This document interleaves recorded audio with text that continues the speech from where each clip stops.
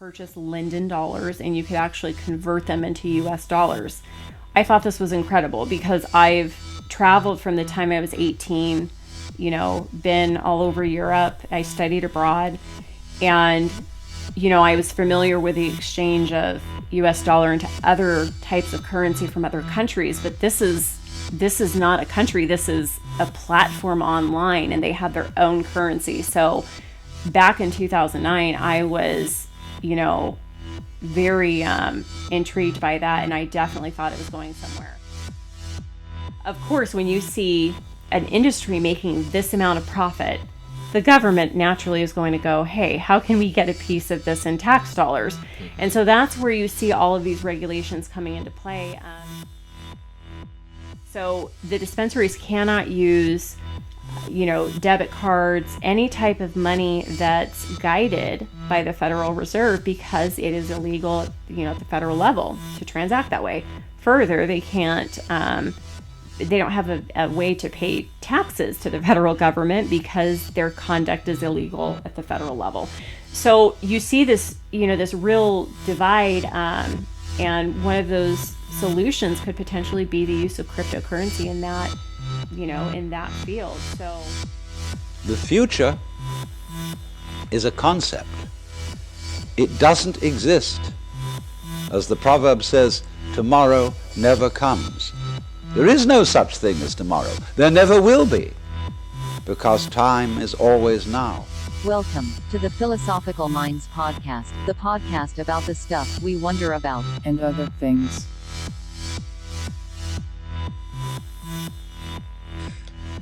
This episode of the podcast is brought to you by Onnit, ONNIT.com. Check it out. I'm going to start off with a quote by Dr. Dan Engel.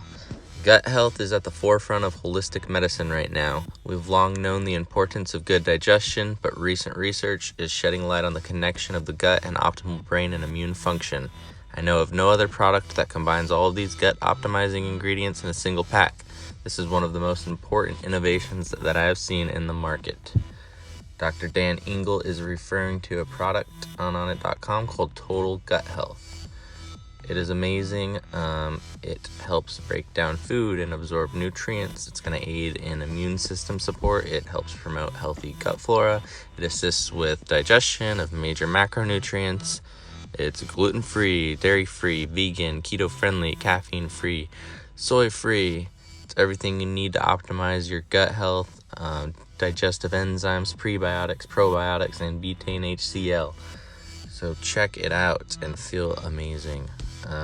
Enter code Philosophical Minds at checkout to receive up to 10% off any and all supplements. Onnit.com, ONNIT.com.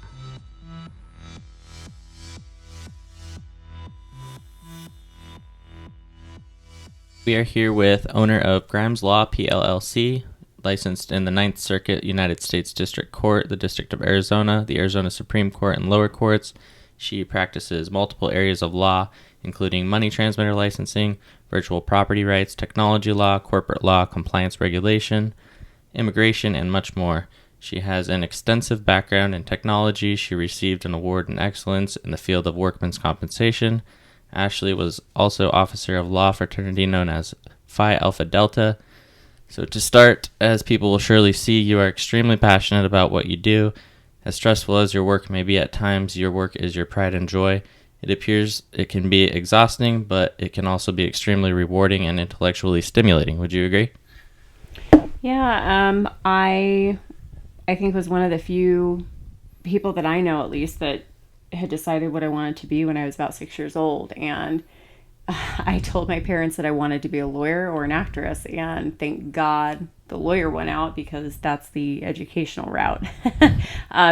Not to say that acting doesn't require a lot of education, but it's just a very different route, because it's really heavy into reading and all of that. So yeah, I got into this because I wanted to help people. It wasn't something that I thought, wow, I want to be a lawyer so I can make money. That was the last priority for me. So where did you receive your education? Tell me a little bit about your journey going through law school.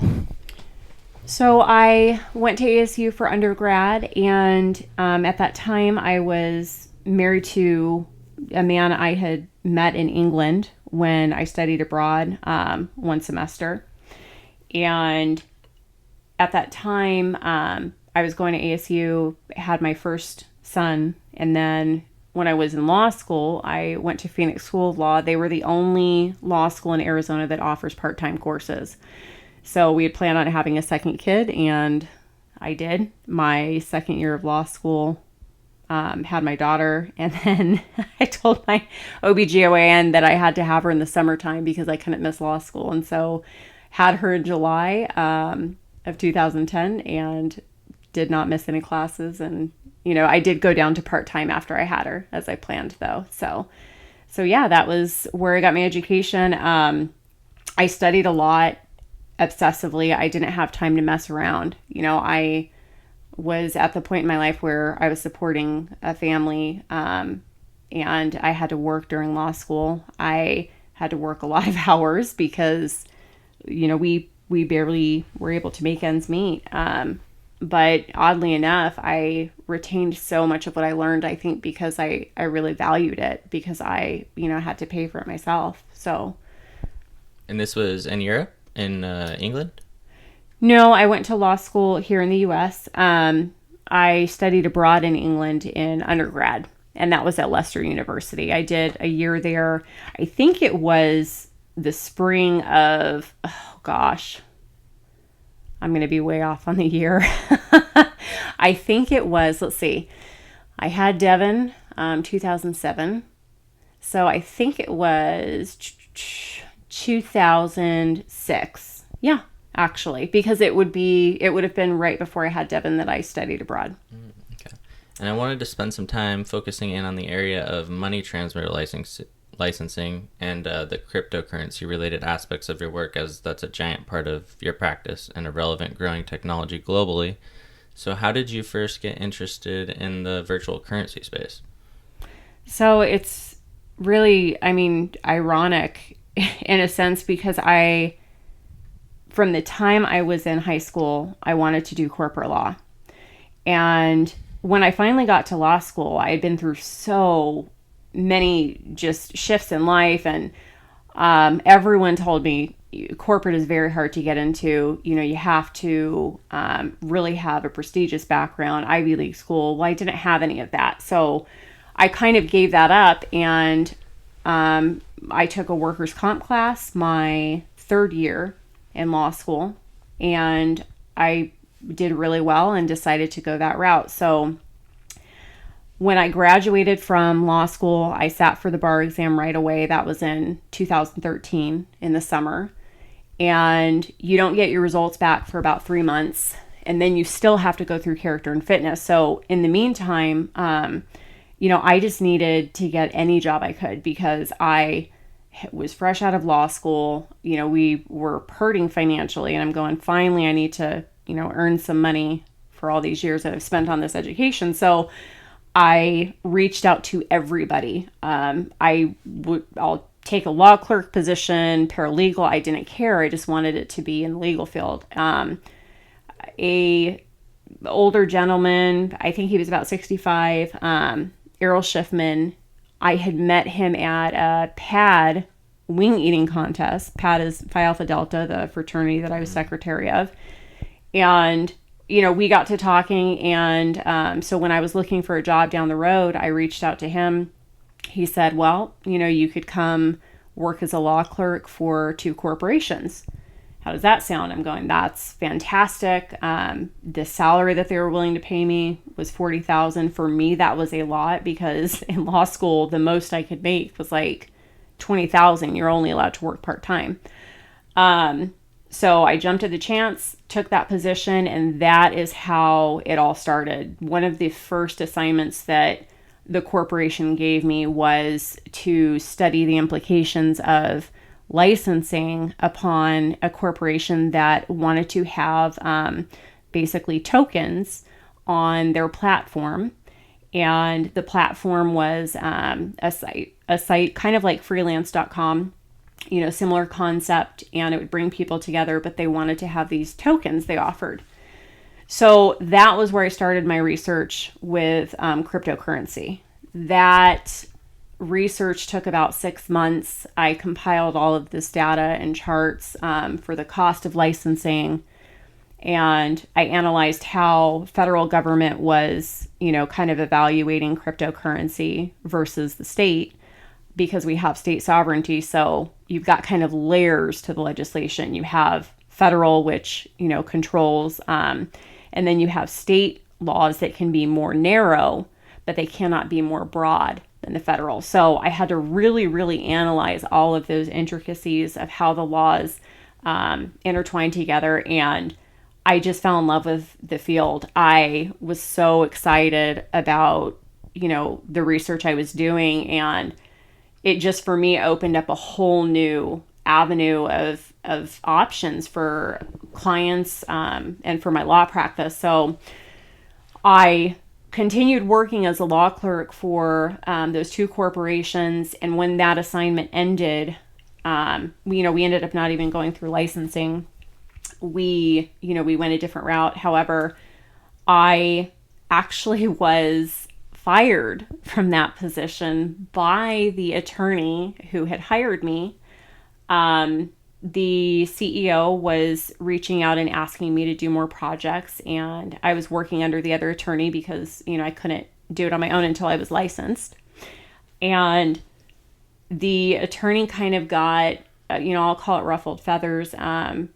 He didn't like that the CEO was asking me to do these technology projects, because I had, a pretty extensive background in web design and technology. And so to do technology law kind of felt natural. The attorney that had hired me, brilliant attorney, very smart, phenomenal. However, the only downside was that he didn't really, understand how to do the technical part of things, like e-filing and things like that. So that was a limiting part. So when that happened, I was devastated. I'm going, wow, I got fired. I was also waiting for character and fitness to let me know if I had, been found admissible to practice law. So it was just awful. And I had to report that, they make you report everything. And so anyhow, 2 months after I was fired, I got licensed, opened up my law firm right away. That's just what I wanted to do. I wanted to really dive in and get experience. And the CEO actually contacted me and hired me on as in-house counsel to replace the attorney who had fired me. And so onward, 2 years down the road, I gained massive amounts of experience from that job. I got to litigate an FTC lawsuit, and we did that pro bono, actually. I did a lot of pro bono cases in the beginning because I wanted the experience, and I thought it would be valuable for me, and then, beneficial for the client because it helped them out if they financially couldn't afford, an attorney. So that's kind of how I got my feet wet, and then it blossomed into, what I do today. So that's how it started. Wow. And then if you wouldn't mind, could you briefly describe or elaborate a little bit about what you do in the virtual currency realm and what your clients are primarily coming to you for? Yeah, so the main reason that clients come to me is, we have FinCEN regulations for cryptocurrency. And in the cryptocurrency world, at the federal level, FinCEN has designated most cryptocurrency exchanges as money transmitters. So what that means is that these companies that want to engage in that activity, they have to make sure that they have the proper registrations and licensing. So first, they have to register as a money services business, or MSB, with FinCEN. And once they do that, depending on what states they plan to offer, the cryptocurrency exchange in, they will have to go through the licensing process. And so I work as in-house counsel for the licensing process portion, which it can take 1 to 3 years depending on how many licenses they're trying to get. So first I help them assess, if they fall under the money transmitter law. And then, if it's still kind of a gray area and we're not certain, I will send out exemption letters at the federal level. And then I also do it at the state level.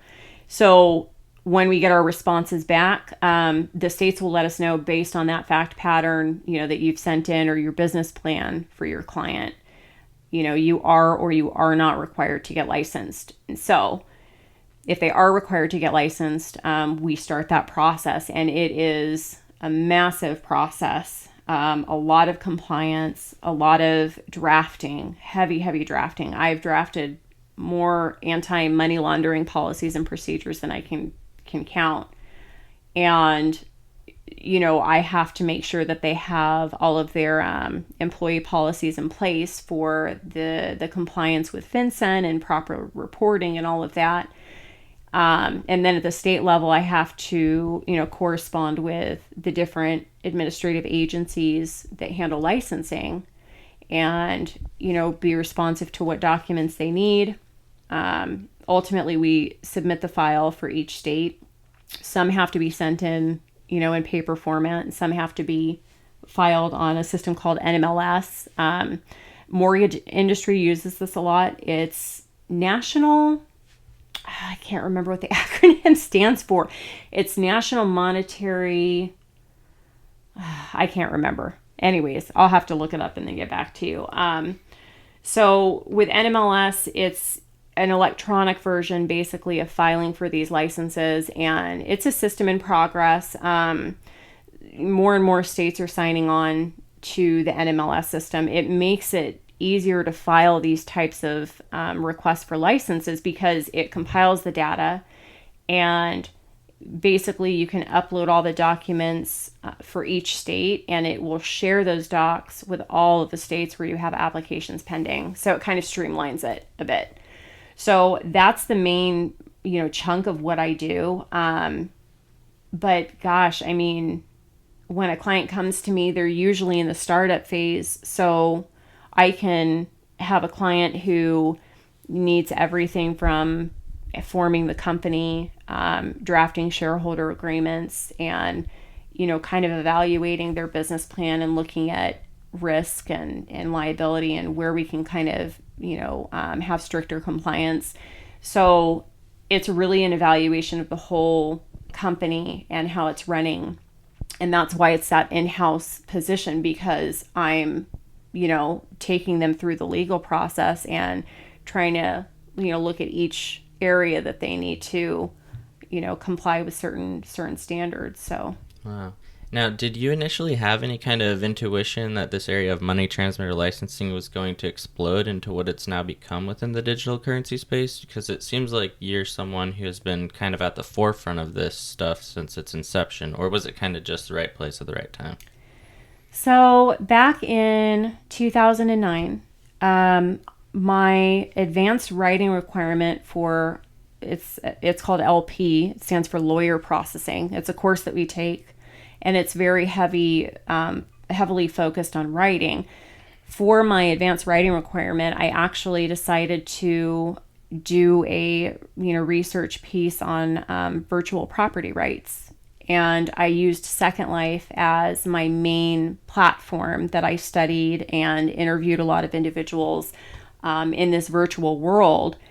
If you guys don't know what Second Life is, it's a virtual reality world where people can open businesses. They can buy and sell clothing for their avatars. It's really incredible and insane. And I interviewed individuals that were terminally ill in the hospital playing Second Life. That was their way of connecting. I also had a lot of people that were overseas,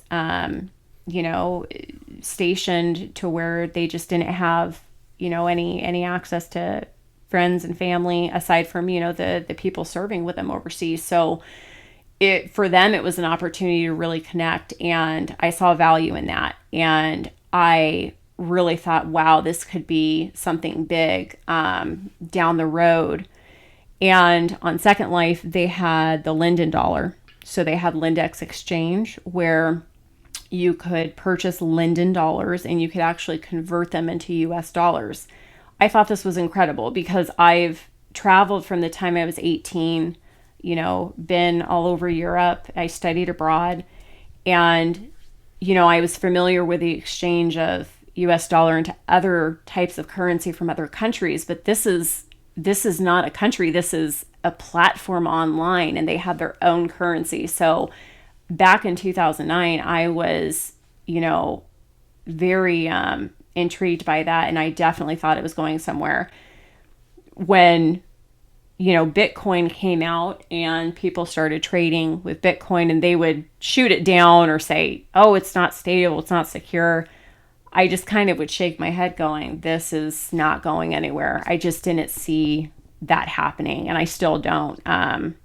We have fluctuations with the cryptocurrency, but you might see different crypto come out, and they might change, what types they offer and different components or aspects of it. However, I don't think that cryptocurrency, in whole, is going to go anywhere. It opens up a whole new, place where businesses can work together. And you mean it's not going to go anywhere, as if it's not going away. Right. Yeah. And so you've written some pretty extensive articles on your website revolving around digital currency subject matter as well. Can you talk a little bit about the contents of those articles?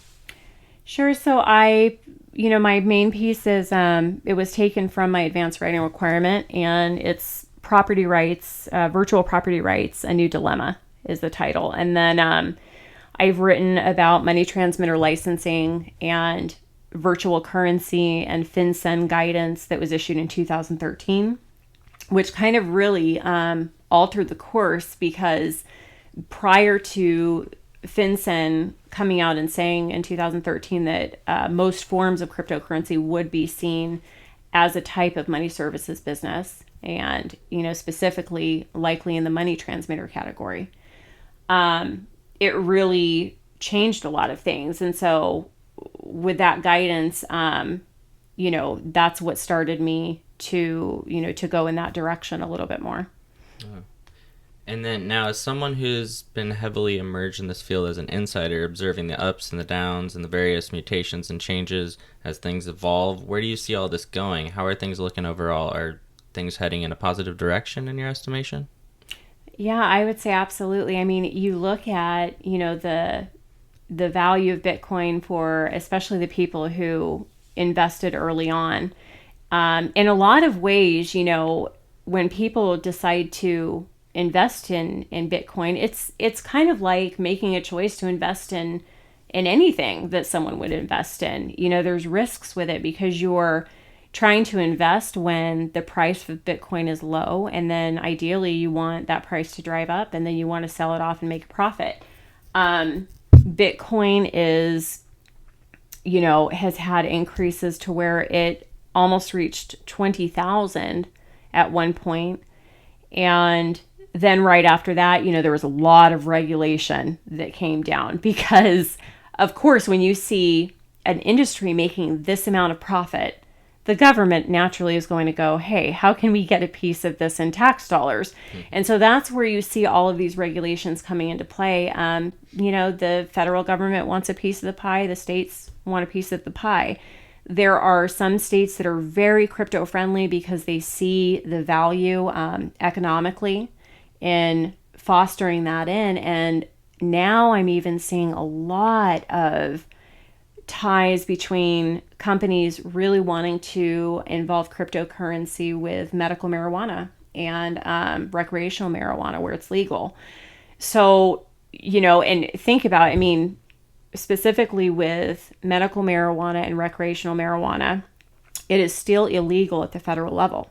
A lot of people don't understand this. And what that means is, the states still have the right to make their own laws. However, you had the federal government kind of going into certain dispensaries that were, not operating in cash only, and they were shutting down dispensaries.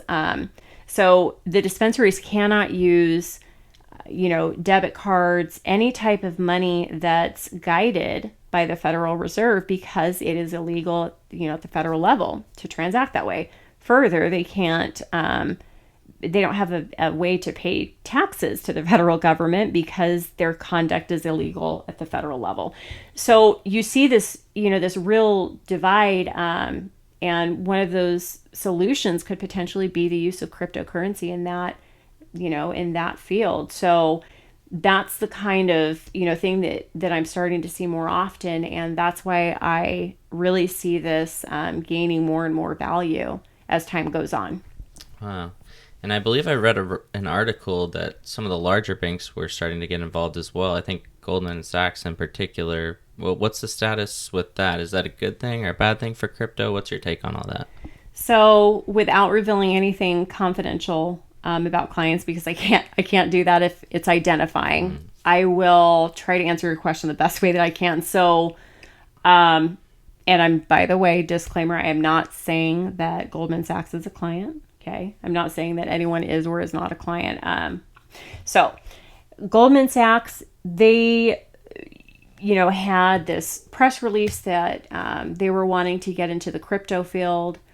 And, when I saw that information coming out, that was right before the cryptocurrency really, really spiked in price. And then immediately after, it dropped very, very low. And Goldman Sachs kind of responded in a way, and this is my opinion, from what I've read and looked at.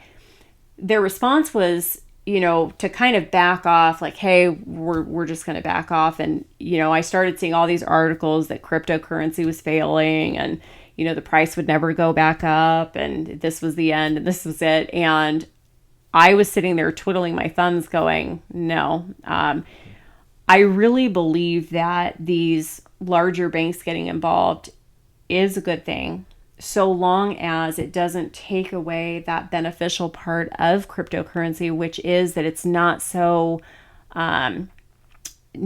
overly regulated that it impedes productivity. Okay. Cryptocurrency is for certain regulated. People who think that it is not, well, they could talk with me for about 5 minutes and I can tell them how difficult it is for my clients to get the licenses for money transmitter. And you have to be in compliance. This process is expensive. It's time consuming. Companies are required to turn over audited financials in most cases, detailed business plans, anti-money laundering policies and procedures. If they're going through the process and the state says, hey, we think that your AML needs to be updated, it's just not quite up to par for what we want, they have to follow the strictest standard for any state that they're licensed in. So if they have a very relaxed state, we'll call that state A. And then state B is very, very strict. They have to comply with state B regulations. So ultimately, they'll be okay with state A. But the inconvenience can be really limiting for a lot of people. So now, how does FinCEN and the SEC tie into all this? What role did they each play in this equation? FinCEN and the SEC, it's not like they just kind of come up with their own rules and they don't coordinate. I say this because at one point SEC was saying that cryptocurrency might be deemed as being securities, and individuals would have to follow securities regulations if that were the case. And then they gave different criteria. And then you had FinCEN saying virtual currency is a type of MSB and it is a money transmitter. And so it seemed that the two were conflicting. And there was a huge panic at that time when the SEC kind of started, having all this oversight become part of the public view. People panicked and they thought, oh my gosh, the SEC is going to step in and highly regulate this now. So now we're going to have to answer to FinCEN and SEC. How expensive is this process going to be? Are we going to have to get audited financials from the very beginning? It's quite expensive, by the way. Audited financials run about $20,000 to $35,000 on average. So if you're a startup, you usually don't have that funding right away to dive in. So, with that, the SEC really was speaking to investor relations, because we started having this phenomenon where individuals decided, hey, let's do an ICO. An IPO is an initial public offering. An IPO, you have to register with the SEC.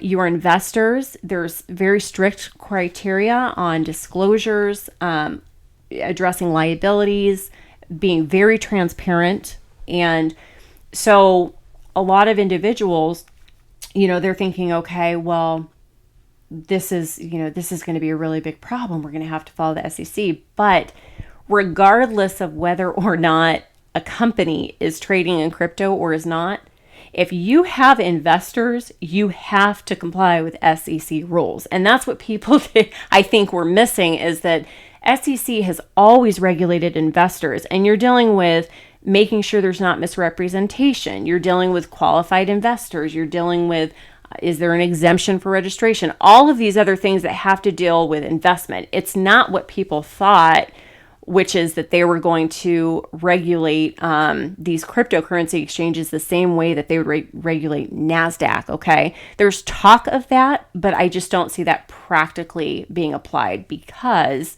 it would conflict with FinCEN, and you can't have that at the federal level. So they would have to come to the table and kind of work out a resolution and say, okay, which department's going to regulate this? And that just hasn't happened. It's stayed with FinCEN for the large part, and the investment issues are still regulated by the SEC. They always have been. So, now, in your estimation, are there any valid concerns with money laundering within these digital currencies? And if so, what are some of the ways to circumvent or protect against that kind of activity? So for money laundering, it's definitely a concern. Any type of business that deals with money, there is a risk for money laundering.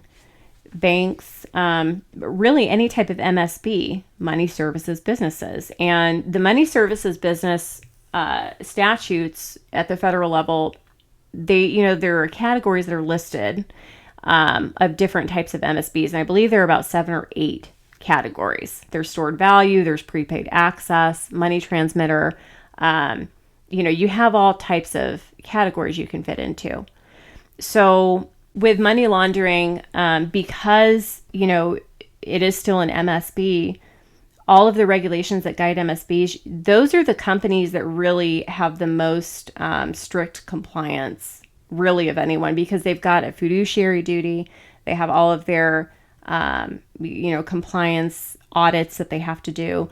So the way that a, virtual currency exchange would be regulated and protect against money laundering is having really, really incredible technology for the platform that has all of these, I'll call them safety nets in place that protect against, certain amounts being transacted. There's thresholds for how long a user account has to have been, being used prior to a certain dollar amount transfer. So they have to put limits there. They have to put limits if they see suspicious activity. They have to file what's called a suspicious activity report if something happens. And in an AML policy, there are, several different issues like this that are addressed. And that is what an anti-money laundering policy is. It's basically a policy that prevents money laundering. So, these policies are about 50 to 100 pages long of documentation and basically training materials and processes for handling potential money laundering and to prevent against it. So in that way, the potential for that to happen is really, really limited and reduced, because you've got the federal government, monitoring those policies and procedures in the state. You also have the banks that will accept these accounts for these MSBs, okay? Because there aren't many banks that like to work with MSBs. It's a risk. When the banks take on these businesses that, possibly have already gone through licensing or, all these hoops to jump through. They still have to go through the bank's policies and procedures. The bank will go through all the documentation that the state might have already gone through, and the bank can say, hey, if you want an account here, you have to do this, this, and this to your policy. We want it more strict. And I've had that happen quite often. They err on the side of caution. So really, I think that that handles a large part of this issue that people are so concerned with. Wow. Now, in regards to alternative coins, aside from Bitcoin, there's quite a number out there and new ones popping up all the time. If someone is looking to invest, how would they go about determining the legitimacy of a coin? How would they separate out the quote-unquote clean crypto? So that gets into the technical part, and I am a lawyer. I'm definitely not a tech guru. So I built a computer on my own, but when it comes into, evaluating coin, I'm also not an investment advisor. I try to really keep my practice limited to the law so I don't get conflict of interest. However, I can tell you from a legal standpoint, as far as the, the risk involved with any particular coin, the first thing that I would highly recommend is checking to see if the currency that is offering that coin is registered with FinCEN, and there's a public list that you can go to Google and type, look up an MSB FinCEN, and it will pull up, the search result for that search where you can do an MSB search. If they're on that MSB list, that tells you one thing. They're registered with FinCEN. They are being, basically guided by that governmental body. They have to file certain reports, and they have all of these requirements to be registered as an MSB. The second thing that you can do is look where they're operating, what states they're operating in, and you can call it's usually the Secretary of State or department within Secretary of State or banking division, but you'd have to do a little bit of research to find out which entity you would get a hold of. I've got a list on my site that tells, and has link ups to the different entities you can contact.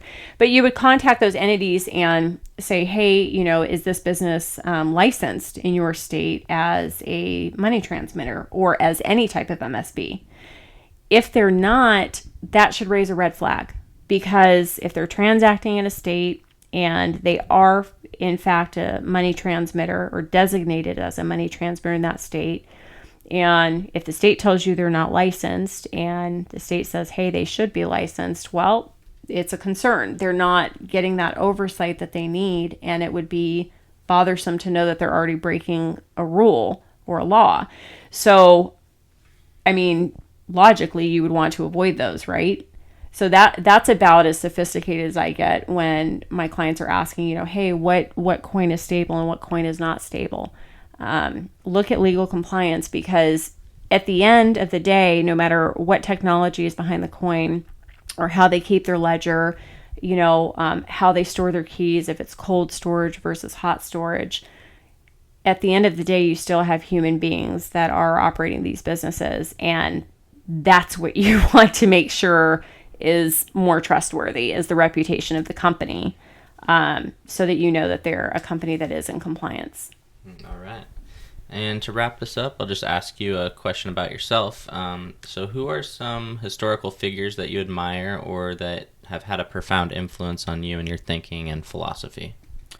John Stuart Mill is my absolute favorite philosopher. He was so profound in so many of his writings.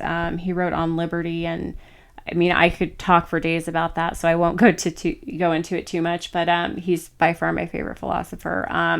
Another figure that really influenced me is Professor Malcolm Shaw. I was, fortunate enough to be able to take a course in international law when I was an undergrad, because when I studied at Leicester University, we had to pick those, the courses we wanted.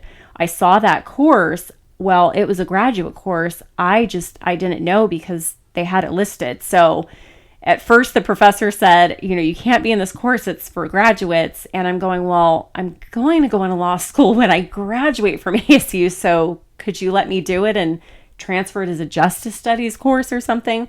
So he actually let me petition into the class, and he allowed me to attend his class and take the course. And I ended up getting a B+ in the course. And I wrote a piece on tensions in Somalia because we had studied that. And it was we talked about the United Nations, and international law is an incredible topic. And my practice does get into that somewhat at times. So it's another area I'm very passionate about. We're going to have to save that one for another podcast, I guess. So how would you direct people to learn more about your work and where they can find you? So you can go to my website. It's grimeslaw.com. And that is where I do, a majority of my articles and posting. Anything that I put out on social media or my Facebook page or anything like that for the business is posted to that website first. So, and I do have, a lot of pages that try to inform people about just the different process and kind of how the legislation is in certain areas and what it says. So